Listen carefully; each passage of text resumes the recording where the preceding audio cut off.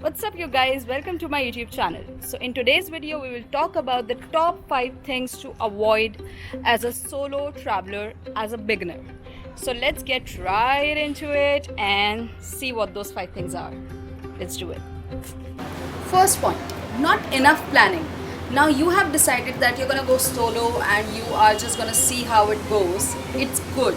But then if you are a beginner and you have just started traveling solo, then you have to plan a little bit so that you know what to expect. You can't just, you can definitely just take your backpack and figure it out, but then a little bit of planning is important so that you have a rough idea so as to what to expect when you go to a new destination. So plan, don't over plan, but don't under plan. Have an idea about what is gonna happen, what destination, where you're gonna get off, where are you staying, and all of those things are very important as a beginner solo traveler. Second point, now as a female solo traveler I'm speaking, even as men, it's better to arrive at your new location in morning time, or when there's sun, because at night you are not sure, because there are less people you are seeing around, and there is less possibility of you getting another accommodation if the one that you booked didn't work out. So it's better to arrive early, don't arrive late. Book your bus in such a way that you start from your place at night and then you arrive in the morning, or if you start early in the morning then you arrive in the afternoonish, eveningish.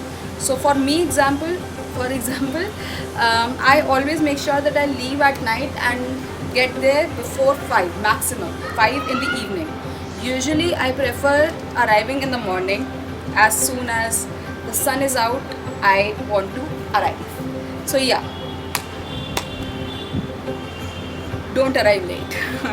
Third point, now this is something where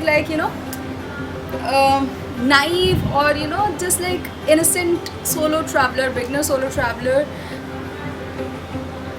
go wrong a little bit, is that they become too friendly with new acquaintances. Like, for sure you meet beautiful people around, and you make great connections, but then in the beginning you just have to see the surroundings, have a conversation, but don't trust fully. Make sure that this person that you are telling your information to is actually genuine, and still keep details of your accommodation, your private things, keep it to yourself and talk about general things, and just don't be too over friendly. Be friendly. If you are there for a few days and this person genuinely seems nice, then maybe you can get to know that person, or it doesn't matter. But yeah, in the beginning at least, maintain some distance and make friendship from far off.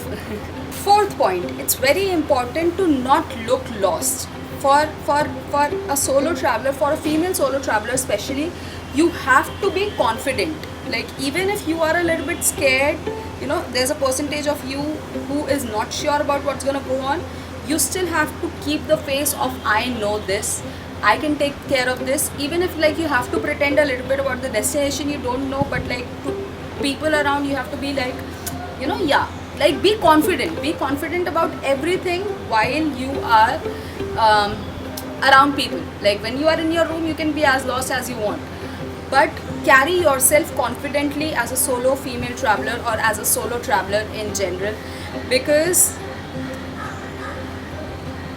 that makes the person on the other side not mess with you. If you are giving out a vibe of, I can take care of this, then the other person would not put their feet into your business. So don't look lost, be confident. And the fifth and most important thing to avoid for me is ignoring your instinct. You should not ignore your instinct, your intuition, your inner voice. If your inner voice is telling you that this doesn't seem right, this this doesn't feel right, trust it because it knows the best. Don't blame yourself thinking that, oh, maybe I'm overreacting or this or that. No, trust it. If it is telling you that, okay, don't go there, I don't feel right. If your inner voice is telling you that, don't take that route. If it is saying that go for it, it's gonna be good, go for it. Like, still look around, but just trust it.